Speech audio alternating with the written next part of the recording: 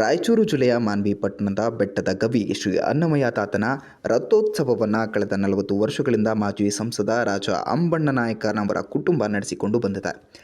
ಕಾರ್ಯಕ್ರಮ ಉದ್ಘಾಟಿಸಿ ಮಾತನಾಡಿದ ಮಾಜಿ ಶಾಸಕ ರಾಜ ವೆಂಕಟಪ್ಪ ನಾಯಕ ಅವರು, ಅನ್ನಮಯ್ಯ ತಾತನ ಭಕ್ತಿಯಿಂದ ನಮ್ಮ ಕುಟುಂಬಕ್ಕೆ ಆಶೀರ್ವಾದ ದೊರೆತಿದೆ. ಅದು ನನಗೆ ಶಾಸಕನಾಗುವ ಅವಕಾಶ ನೀಡಿತ್ತು ಎಂದು ಹೇಳಿದರು.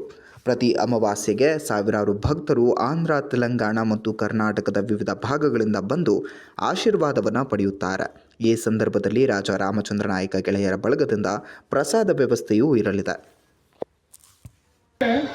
ನಾವು ದೇವರಿಗೆ ಏನು ಕೊಡ್ತಿದ್ದೀವೋ ಅದಕ್ಕಿಂತ 10 ಪಟ್ಟು ತಾನಾಗಿ ಬರ್ತಕ್ಕಂಥ ಒಂದು ವ್ಯವಸ್ಥೆ ಇರ್ತಕ್ಕಂಥಾಗ್ತದೆ. ಅದಕ್ಕೋಸ್ಕರವಾಗಿ ದೊಡ್ಡರು ಹೇಳ್ತಾರೆ, ಯಾವುದೇ ಒಂದು ಕಾರ್ಯಕ್ರಮಕ್ಕಿರಲಿ ಅಥವಾ ದೇವಸ್ಥಾನಕ್ಕೆ ಹೋಗ್ಬೇಕಾಯ್ತಪ್ಪ ಅಂತಂದಾಗ ಎಂತ ಕಡಿಮೆ ಅಂತಂದ್ರೂ ಕೂಡ ನಾವು ಕೊಡ್ತಕ್ಕಂಥ ಒಂದು ಕಾಣಿಕೆ ಕಡಿಮೆ ಅಂದ್ರೂ ಕೂಡ ಅಟ್ಲೀಸ್ಟ್ ಏನು ಇಲ್ಲ ಅಂದ್ರೂ ಕೂಡ ಒಂದು 4 ಊದಿನ ಕಡೆ ತಗೊಂಡ್ಕೊಂಡು ಹೋಗ್ಬೇಕಂತ. ಯಾಕೆ ಅಂತಂದ್ರೆ ದೇವ್ರಿಗೆ ನಾವು ಅಲ್ಪ ಕಾಣಿಕೆ ಸಲ್ಲಿಸಿದಾಗ ಮಾತ್ರ ದೇವರು ನಮಗೆ ಜಾಸ್ತಿ ಕೊಡ್ತಕ್ಕಂಥದ್ದಾಗ್ತದೆ. ಆ ರೀತಿಯಾಗಿರ್ತಕ್ಕಂಥ ಒಂದು ವಾತಾವರಣ ಅಂತಂದ್ರೆ ಪ್ರಾಕೃತಿಕವಾಗಿ ಸೃಷ್ಟಿ ಮಾಡ್ತಕ್ಕಂಥ ಒಂದು ಶಕ್ತಿ ಆ ದೇವರಿಗೆ ಇರ್ತಕ್ಕಂಥದ್ದಾಗ್ತದೆ.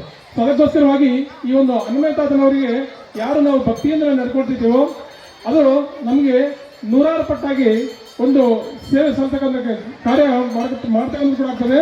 ಅದು ಇವತ್ತು ಕೊಟ್ಟಿರ್ತಕ್ಕಂಥ ಒಂದು ಸಣ್ಣ ಕಾಣಿಕೆ ನಿಮ್ಮ ಜೀವನದಲ್ಲಿ ಮುಂದೆ ದೊಡ್ಡದಾಗಿ ಬಂದೇ ಬರ್ತಕ್ಕಂಥದ್ದು ಅಂತ ಹೇಳಿಕೆ ನಾವು ಕೊಡ್ತಿದ್ದೇವೆ. ಯಾಕಂದ್ರೆ ನಾವು ಕೂಡ ಹೇಳ್ತಿದ್ದೇವೆ, ಚಿಕ್ಕ ಹುಡುಗಿಂತ ಕೂಡ ಈ ಅನ್ನಮಯ್ಯ ತಾತನ ಗವಿ ಬರ್ತಾ ಇದ್ವಿ ಅವಾಗ.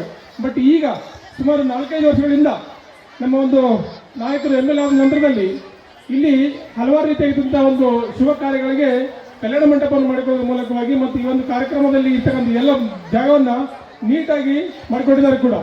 ಸೊ ಅವರಿಗೆ ಇನ್ನೂ ಹೆಚ್ಚಿನ ಮಟ್ಟಿಗೆ ಅನ್ನಮಯ್ಯ ತಾತನವರು ಜಾಸ್ತಿ ಶಿಕ್ಷಣ ಕೊಡೋದ್ರ ಮೂಲಕವಾಗಿ ಮುಂಬರುವ ದಿನಗಳಲ್ಲಿ ಅನ್ನಮಯ್ಯ ತಾತನವರು ಸೇವೆ ಮಾಡ್ತಕ್ಕಂಥ ಒಂದು ಮಹತ್ವಾಕಾಂಕ್ಷಿಯಾಗಿರ್ತಕ್ಕಂಥ ಅವರ ಒಂದು ಏನು ಅನ್ಕೊಂಡಿದ್ದಾರೆಯೋ ಆ ಕಾರ್ಯಗಳು ಇನ್ನೂ ಹಲವಾರು ಕಾರ್ಯಕ್ರಮಗಳಿದ್ದಾವೆ, ಅವ್ರ ಯೋಜನೆಗಳು ಭಾಳ ಇದ್ದಾವೆ.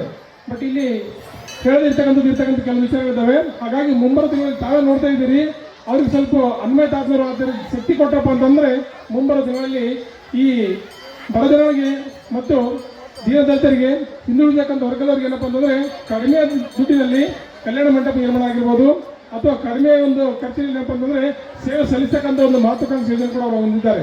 ಅದಕ್ಕೋಸ್ಕರವಾಗಿ ಇಂಥ ಒಂದು ಸಂದರ್ಭದಲ್ಲಿ ನಾವು ಸಲ್ಲಿಸಿದ ಒಂದು ಸೇವೆಯ ಅನುಗುಣವಾಗಿ ಏನಪ್ಪ ಅಂದರೆ ಮುಂದೆ ಹೆಚ್ಚಿನ ಮಟ್ಟಿಗೆ ತಮಗೆ ಆ ದೇವರು ಕರುಣಿಸಲಿ ಅಂತ ಹೇಳ್ತಾ ನನ್ನ